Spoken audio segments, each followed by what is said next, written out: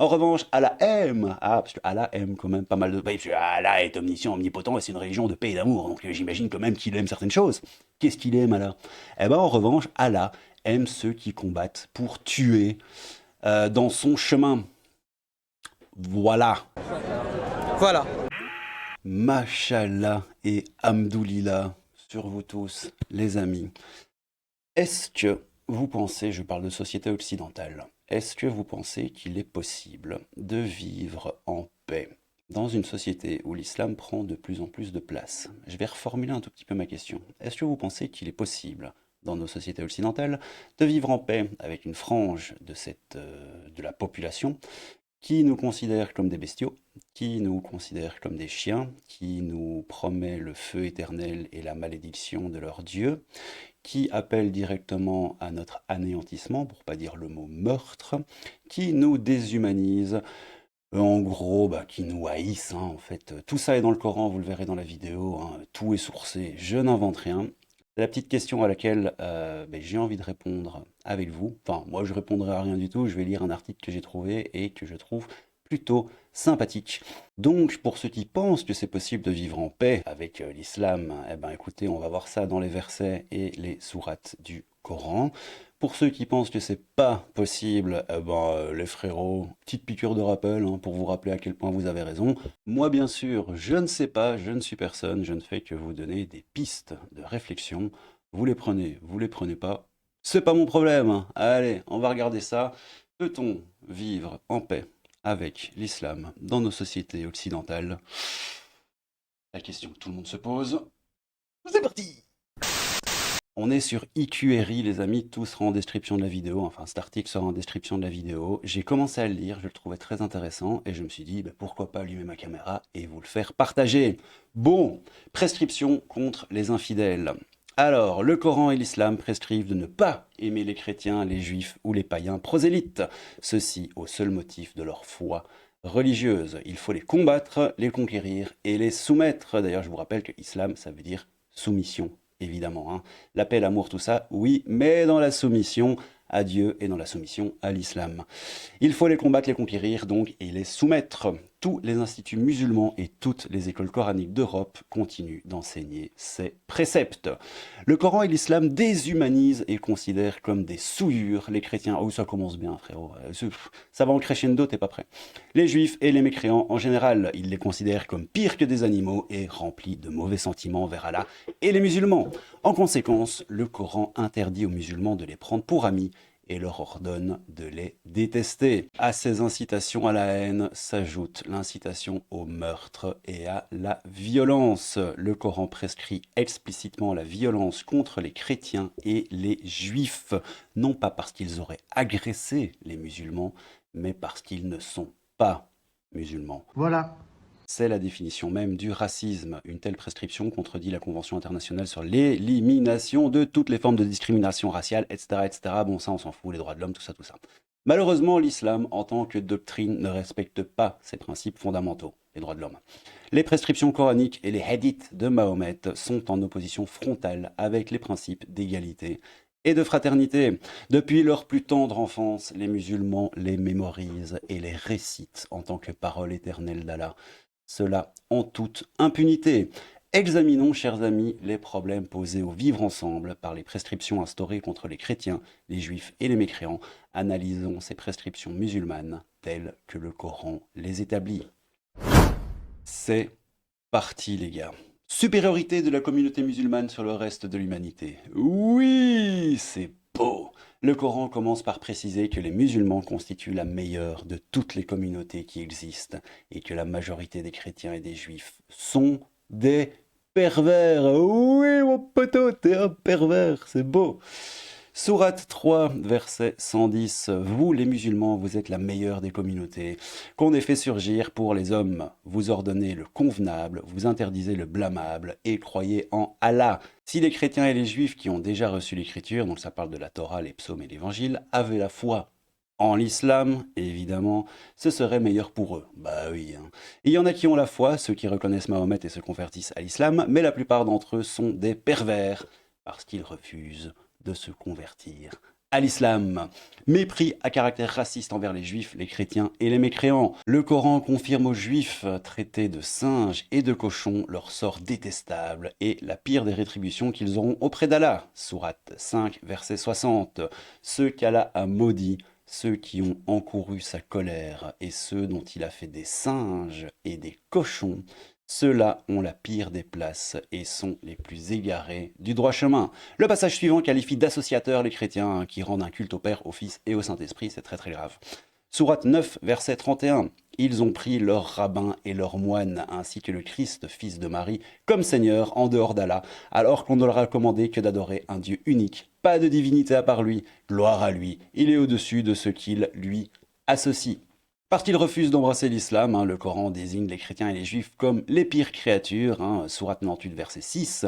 Les infidèles parmi les chrétiens et les juifs qui ont reçu les Écritures, Torah, Psaume, Évangile, ainsi que ceux qui parmi eux associent à Allah d'autres divinités, comme Jésus, le Fils de Dieu, iront au feu de l'enfer pour y demeurer éternellement. De toute la création, ce sont eux les pires des créatures. Frérot, je crois qu'on parle de toi. Le Coran justifie l'anéantissement des chrétiens parce qu'ils affirment que Jésus est le Fils de Dieu, sourate 9, verset 30. Les chrétiens disent « Le Christ est le Fils de Dieu ». Telle est leur parole provenant de leur bouche. Ils imitent le dire des mécréants avant eux, qu'Allah les anéantisse. Comment osent-ils s'écarter du sentier d'Allah, de la vérité, tout ça, tout ça. Le Coran prononce la malédiction contre les chrétiens parce qu'il les accuse d'avoir trahi leur engagement envers Dieu. Et de ceux qui disent « Nous sommes chrétiens, Allah a pris leur engagement, mais ils ont oublié une partie de ce qui leur a été rappelé. Allah a donc suscité entre eux l'inimitié et la haine jusqu'au jour du jugement dernier. » L'inimitié et la haine. Oui, les chrétiens ne sont que souillures. Oui, alors ça c'est pour toi, mon petit poteau. Oh, vous, musulmans, qui croyez, sachez que les associateurs ne sont que souillures. Le Coran prononce la malédiction éternelle envers tous les infidèles, ça c'est la base. Allah a maudit les infidèles et leur a préparé une fournaise, c'est plutôt sympathique. Un petit barbecue en enfer, les gars, pour qu'ils y demeurent éternellement sans trouver ni alliés ni secoureurs. T'inquiète frérot, si je te vois en enfer, je serai ton allié et ton secoureur, il n'y a aucun problème pour ça, on va se serrer les coudes. Ceux qui ne croient pas et meurent mécréants recevront la malédiction d'Allah, des anges et de tous les hommes. Oui, de tous les hommes d'Allah et des anges. Le Coran déshumanise les infidèles, il les qualifie dans leur ensemble de pires animaux. Sourate 8, verset 55. Les pires bêtes auprès d'Allah sont ceux qui ont été mécréants et qui refusent toujours de croire. Tu sens quand même que les gars, ils ont besoin de mettre un peu la pression pour que tu adhères au truc.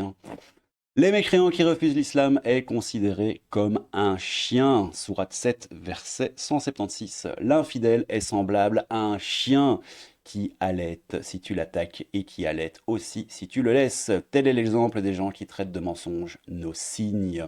J'ai failli lire nos singes. Ça aurait été très grave. Sourate 7, versets 176-177. Les mécréants ont des cœurs, mais ne comprennent pas. Ils ont des yeux, mais ne voient pas. Ils ont des mains, mais ne touchent pas. Ils ont des fesses, mais ne s'assiedent pas. Non, ça c'est moi qui l'invente. Ils ont des oreilles, mais n'entendent pas. Ceux-là sont comme les bestiaux, même plus égarés encore. Tu es un bestiaux, mon petit poteau. Sourate 25, verset 44. Pensez-vous que la plupart des infidèles entendent ou comprennent? Point d'interrogation. Ah, tu crois qu'ils entendent et comprennent? Eh ben, waloulou, mon poteau. Ils ne sont en vérité comparables qu'à des bestiaux, encore une fois. Ou plutôt, ils sont plus égarés encore du sentier. Et ceux qui refusent de croire en l'islam vivent et mangent comme mangent les bestiaux. Et le feu sera leur lieu de séjour, etc., etc. Ouais, on est les gens du feu, les gars. Moi, j'ai lu la deuxième sourate, enfin, j'ai lu le Coran, mais je me suis plongé un peu plus sérieusement. Je suis en train de le faire dans la sourate 2, là, pour le moment, c'est Al-Baqarah. Et dans Al-Baqarah, il est dit qu'on est, on est les gens du feu, les juifs, les chrétiens, tout ce qui n'est pas musulman, tous les mécréants. Nous sommes les gens du feu, malédiction sur nos petits ducs, par Allah qui est omniscient, omnipotent, et c'est mieux que tout le monde, etc., etc. Bref, t'as capté. Ça chauffe un petit peu pour nos fesses, tu vois, comme dans Mario Bros, quand il va dans la lave, il fait...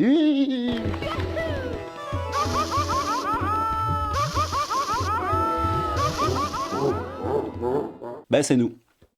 Voilà. Allah précise qu'il n'aime pas les mécréants. Ouais, belle précision, mec, on n'avait pas compris encore. Obéissez à Allah et aux messagers, et si vous tournez le dos, alors Allah n'aime pas les infidèles. Sourate 30, verset 45. Allah récompense par sa grâce ceux qui croient et accomplissent les bonnes œuvres. En vérité, il n'aime pas qui à ton avis? Ah, tic-tac, tic-tac, tic-tac. Il n'aime pas les infidèles, oui. En revanche, Allah aime. Ah, parce que Allah aime quand même pas mal de... Parce que Allah est omniscient, omnipotent, et c'est une religion de paix et d'amour. Donc j'imagine quand même qu'il aime certaines choses. Qu'est-ce qu'il aime, Allah? Eh ben, en revanche, Allah aime ceux qui combattent pour tuer dans son chemin. Voilà. Voilà. Allah aime ceux qui combattent pour tuer dans son chemin en rang serré, pareil à une muraille renforcée. Sourate 61, verset 4. Allah informe les musulmans que les mécréants ont de mauvais sentiments envers eux. En effet, les juifs et les chrétiens n'ont qu'un seul but, détourner le musulman de sa religion.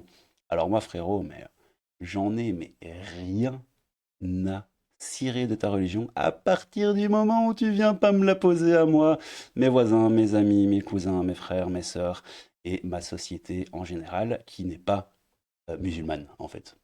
Parce que chez toi, mon poteau, tu fais absolument ce que tu veux, j'en ai rien à foutre.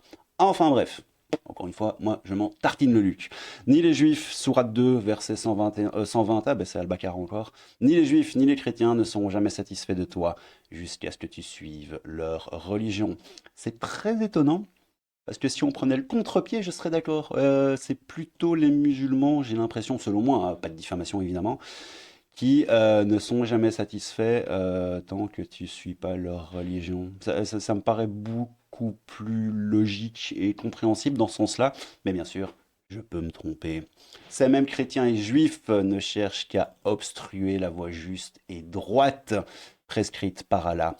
Dans le Coran, sourate 3, verset 99, ô gens du livre, il parle des chrétiens et des juifs, hein, pourquoi obstruez-vous la voie d'Allah à celui qui a la foi? Et pourquoi voulez-vous rendre cette voie tortueuse alors que vous êtes témoin de la vérité? Oui, mon petit poteau, tu la vois, la vérité, elle est là, elle est dans le livre, donc pourquoi tu restes mécréant, tête de nœud? Et Allah n'est pas inattentif à ce que vous faites. Il cherche également à égarer les musulmans. Sourate 2, verset 109. Nombre de gens du livre, hein, donc chrétiens et juifs, hein, toujours, aimeraient par jalousie de leur part pouvoir vous rendre mécréants après que vous ayez cru.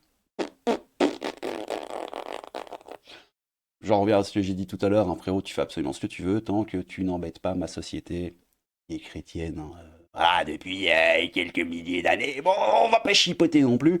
Mais moi, perso, ce que tu fais chez toi, je m'en tartine le Luc. Je n'ai aucune jalousie, aucune haine de quoi que ce soit, tant que tu viens pas chipoter la bête de trop près. Bref.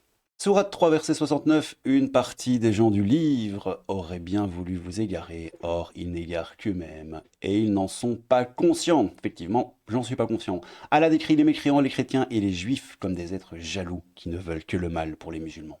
Ok. Le Coran les décrit comme les pires ennemis de musulmans parce qu'ils sont fondamentalement pervers, et oui les poteaux, et remplis de haine envers les fidèles d'Allah. Sourate 5, verset 82, tu trouveras certainement que les juifs et ceux qui associent d'autres divinités au seul Allah, les chrétiens donc entre parenthèses, sont les ennemis les plus acharnés des croyants. Sourate 2, verset 105. Ni les mécréants parmi les gens du livre, ni ceux qui associent d'autres divinités au seul Allah, n'aiment qu'on fasse descendre sur vous un bienfait de la part de votre Seigneur, alors qu'Allah réserve à qui il veut sa miséricorde, et c'est Allah le détenteur de l'abondante grâce. Oui, sourate 3, verset 118-120. Ô croyants, ne prenez pas de confidents en dehors de vous-même. Les infidèles ne failliront pas à vous bouleverser, ils souhaiteraient que vous soyez en difficulté. La haine, certes, s'est manifestée dans leur bouche. Je crois que dans ma bouche, j'ai une babouche. Oui, la haine s'est manifestée dans leur bouche, mais ce que leur poitrine cache est encore plus énorme. Bon, ça va. Vous, musulmans, vous les aimez alors qu'ils ne vous aiment pas. C'est très rigolo parce que le livre est rempli de références qui disent qu'on doit crever, qu'on doit mourir, qu'on est des chiens, des bestiaux, etc. etc. Et tout d'un coup, c'est nous qui n'aimons pas les musulmans. Mais attention, est-ce que ce serait pas un peu méritax quand on lit le livre? Je ne sais pas. C'est une question, on se calme. Sourate 2, verset 99, et très certainement, nous avons fait descendre vers toi des signes évidents, hein, les versets du Coran, et seul Qui est-ce qui n'y croit pas? Tic-tac, tic-tac, tic-tac. Les pervers, frérot. Oui, c'est toi, c'est moi, c'est nous tous. En conséquence, le Coran ordonne aux musulmans de ne pas prendre des chrétiens ou des juifs pour amis sincères, confidents ou alliés proches. Voilà. Donc, c'est dans leur bouquin, hein. Faut pas être pote avec tout ce qui n'est pas musulman, parce que c'est très grave, hein. Sourate 5, verset 51. Ô croyants musulmans, ne prenez pas pour amis sincères, proches ou confidents les juifs et les chrétiens. Ils sont amis les uns des autres, et celui d'entre vous qui les prend pour alliés devient un des leurs. Allah ne guide certes pas les gens injustes. Vous êtes injustes, les gars. Le Coran instaure la haine et l'inimitié entre les musulmans et l'ensemble des mécréants. Bon, on l'a vu au-dessus, mais une petite piqûre de rappel parce que c'est marqué un peu partout dans le livre. Sourate 60, verset 4. Adressez-vous ainsi aux infidèles. Nous vous désavouons, vous et ce que vous adorez en dehors d'Allah.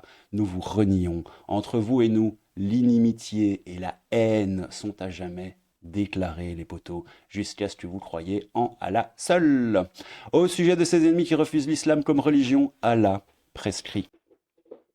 Sourate 60, verset 1. Ô vous, musulmans qui avez cru, ne prenez pas pour proche ou ami mon ennemi et le vôtre, leur offrant l'amitié alors qu'ils ont nié ce qui vous est parvenu de la vérité. Ok, Sourate 8, verset 73.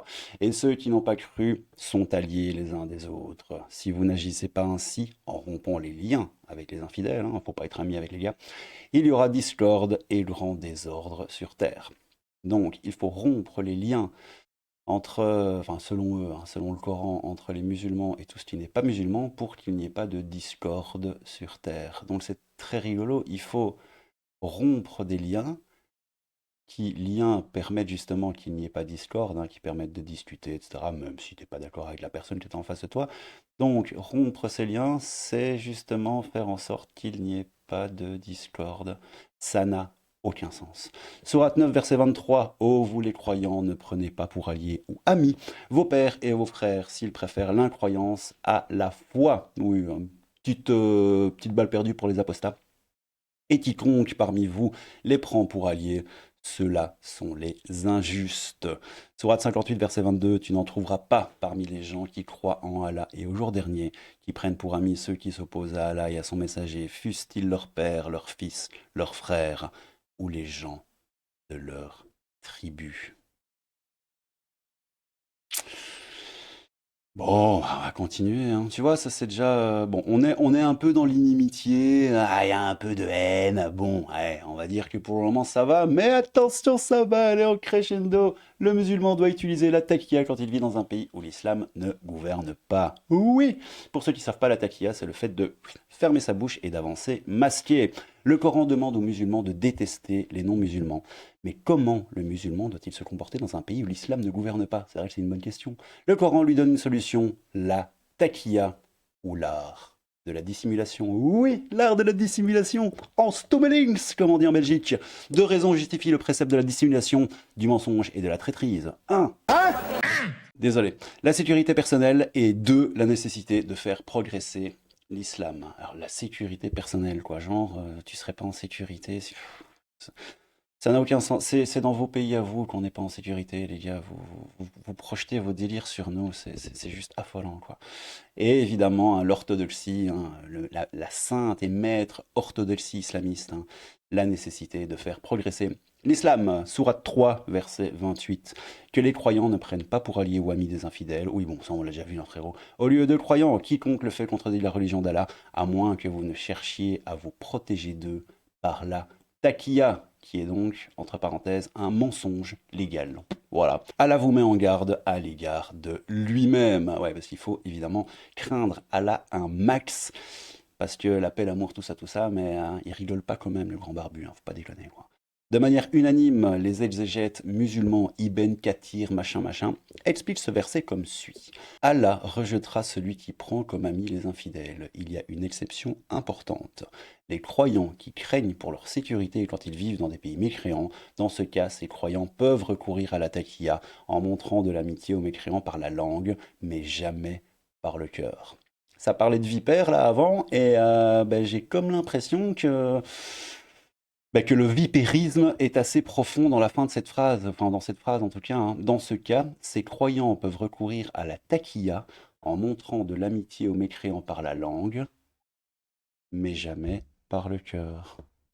Ok, c'est de la sournoiserie à l'état pur. Dans son recueil des hadiths de Mahomet, qui fait autorité dans l'ensemble de l'islam sunnite, Boukhari rapporte ceci.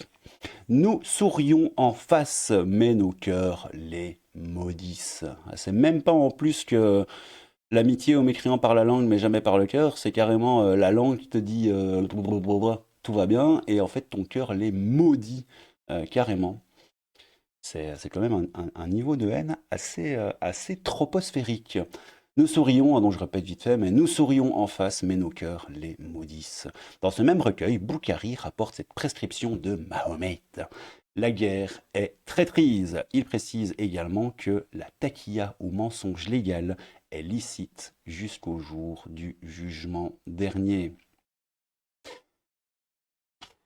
Le Coran ordonne la guerre contre les mécréants au seul motif de leur religion. Vous allez voir que c'est assez rigolo, ça aussi.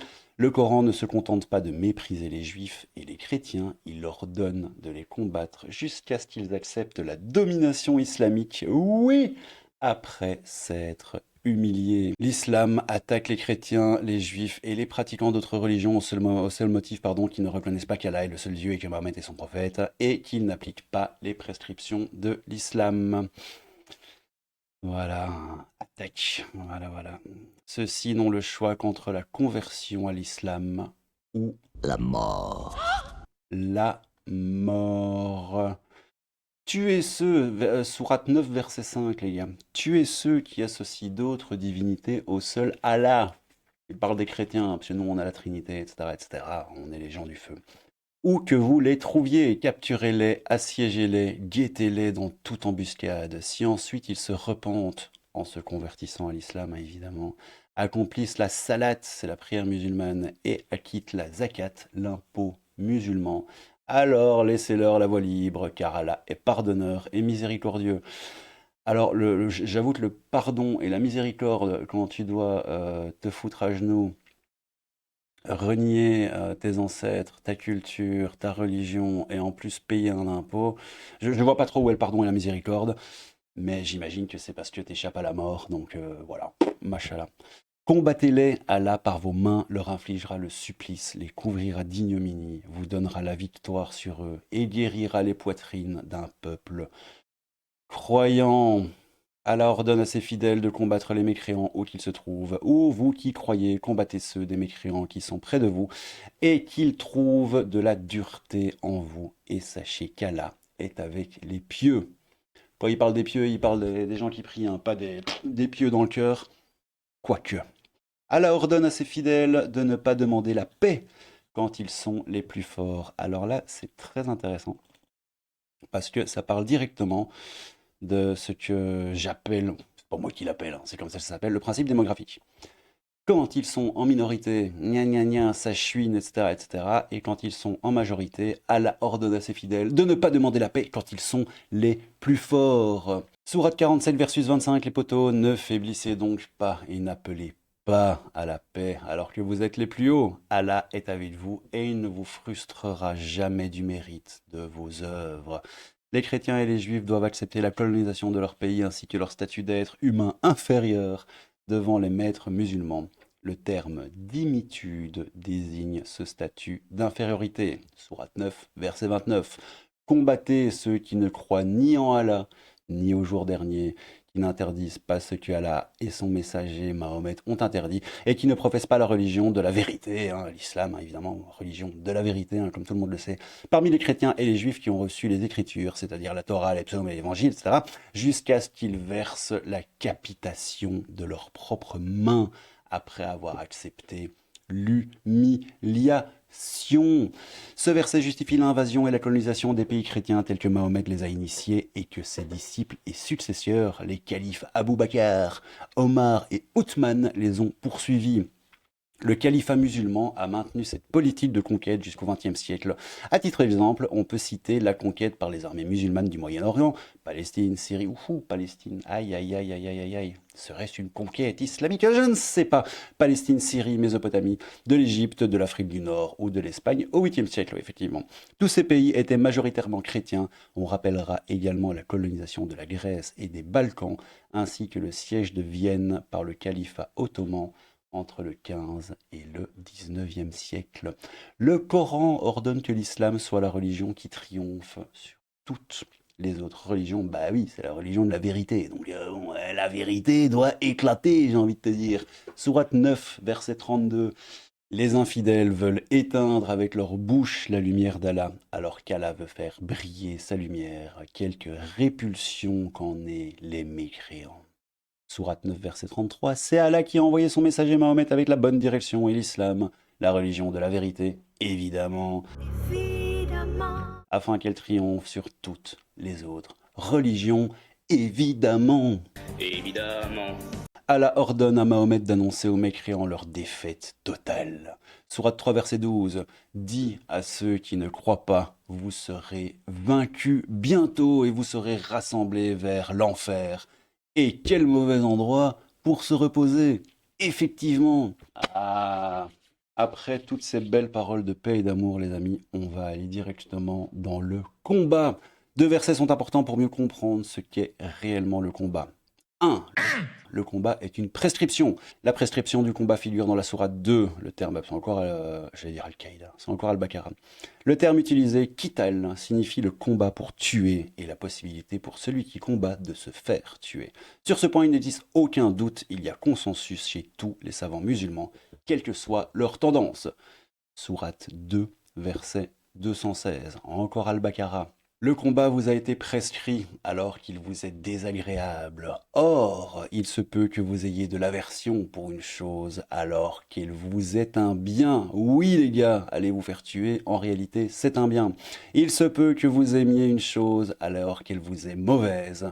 C'est Allah qui sait, alors que vous ne savez pas. Oui, c'est toujours la même chose. Débranche ton cerveau et suis les préceptes du grand barbu et du prophète qui fait des dingueries avec des enfants et qui meurt empoisonné alors que de base il disait que si tu mangeais je sais pas combien de dattes par jour tu mourrais jamais de poison, mais il est quand même mort empoisonné. Bref, dans ce verset, Allah prescrit le combat de la même manière qu'il prescrit ailleurs le jeûne du Ramadan. Il n'y a aucun doute possible, on ne peut pas dire que le jeûne du Ramadan est prescrit en tout temps et en tout lieu, alors que le combat ne le serait que dans un contexte limité dans le temps et dans l'espace. Effectivement, quand c'est prescrit, c'est prescrit. On soulignera cet élément très important. Le verset qui prescrit le combat se termine ainsi.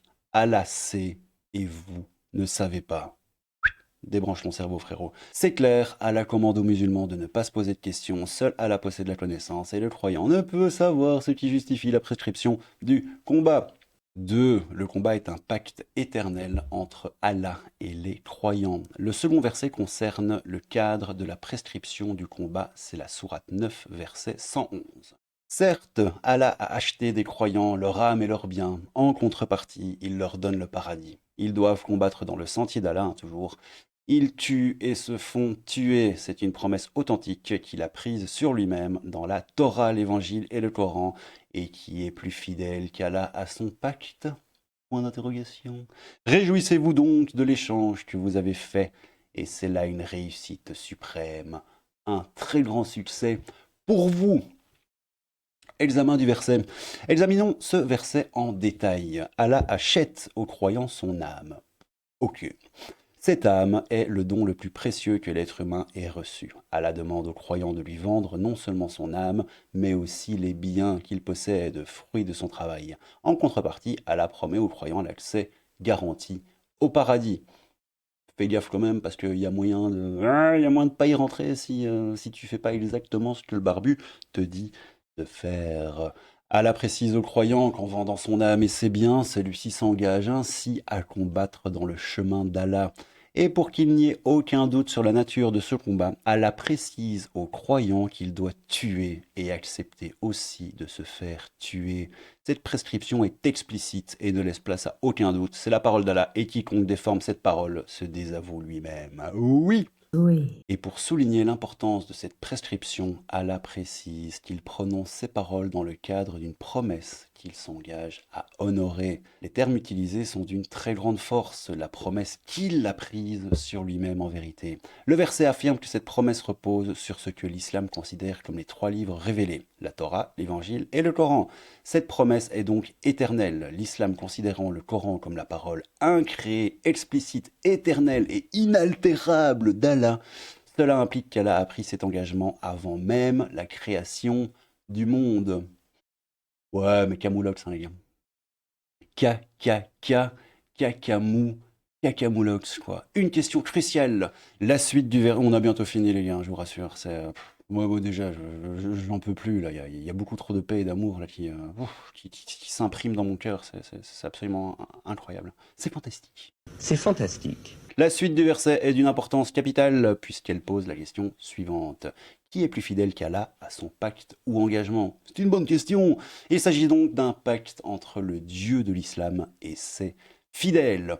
La fin du verset demande aux croyants de se réjouir de ce contrat qu'ils ont établi avec Allah. Ce pacte constitue la réussite suprême. Si tu le dis, frérot. On peut constater que dans le Coran, les commandements à combattre ne sont pas liés à une époque ou à une région donnée, ils sont éternels. Ils sont valables en tout lieu et en tout temps, puisqu'il s'agit d'un pacte et d'une promesse d'Allah. De plus, ce verset a une importance capitale, c'est le seul endroit du Coran où Allah garantit à celui qui meurt dans le djihad l'entrée au paradis, sans jugement ni épreuve du tombeau. Même le prophète Mahomet lui-même n'avait pas reçu cette garantie et demandait à son entourage de prier.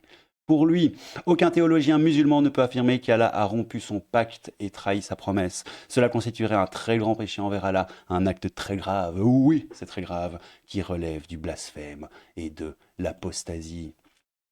Le Coran ordonne à tous les musulmans de ne dire que la vérité sur Allah, et ce même Coran affirme qu'Allah ne trahit jamais sa promesse. Parole de Mahomet sur la guerre et le terrorisme. C'est la fin, vous allez voir. On va terminer avec petite cerise sur le gâteau, ça va être rigolo. Parole de Mahomet sur la guerre et le terrorisme. Mahomet, à travers ses paroles, hadith, explique la manière dont il faut interpréter les versets du Coran qui ordonnent la guerre contre les infidèles, au seul motif de leur croyance religieuse. Oui, c'est de la... Bah non, c'est pas de l'islamophobie sur ce coup-là, c'est exactement l'inverse. Mais enfin, en tout cas, faut se mettre de l'autre côté du miroir. Et enfin, bref, t'as capté. Parmi les nombreuses paroles de Mahomet, on retiendra deux hadiths. Très important. Allah m'a accordé la victoire par la terreur que j'inspire à une distance d'1 mois de marche. Entre parenthèses, Allah toujours, m'a donné les clés des trésors de la terre. Et les a mis entre mes mains.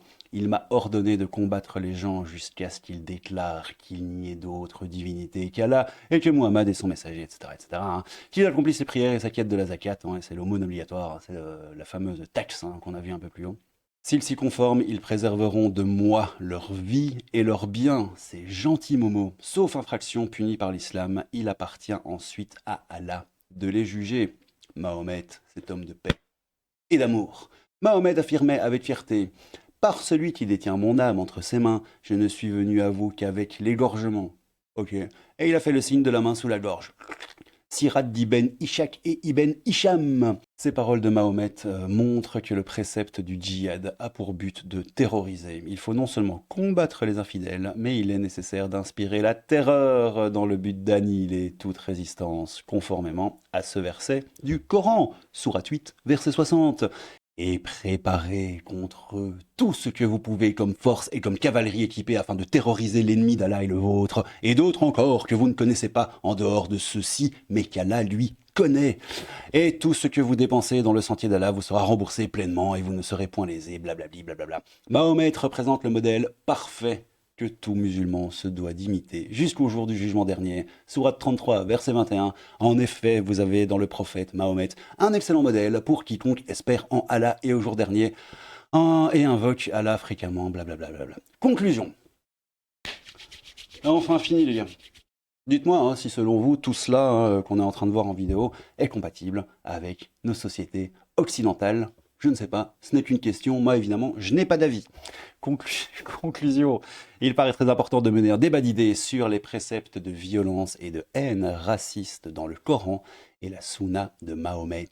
Il est nécessaire que nous aboutissions à une attitude commune dans notre analyse des textes fondateurs de l'islam. Oui, l'islam. Bon, qu'est-ce que vous en avez pensé, les frérots? Je vais reposer ma question d'introduction. Est-ce que vous pensez que dans une société occidentalisée, nos sociétés occidentales, il est possible de cohabiter avec un islam qui prend de plus en plus de place? On va dire ça comme ça, de force plutôt, enfin bref. T'as capté. C'est l'idée, enfin c'est l'idée, c'est la question, pardon, je suis désolé, je suis un peu fatigué. C'est la question que j'avais envie de vous poser. Évidemment, moi je n'y répondrai pas car je ne suis que paix et amour, mais je vous laisse les commentaires pour me donner un petit peu votre avis et j'y répondrai avec grand plaisir, ou en tout cas je lirai tout. Et bah écoutez, on va se laisser là. Mashallah, hamdou, lila, à vous tous, et à bientôt les potos, c'était le crabe fantôme, un peu de crabe, et beaucoup de fantômes. Tchou! Parce que je pense que tous les musulmans ne sont pas intégristes. Évidemment, évidemment. D'accord, et sont pour le progrès. Non, évidemment, évidemment, évidemment. Évidemment.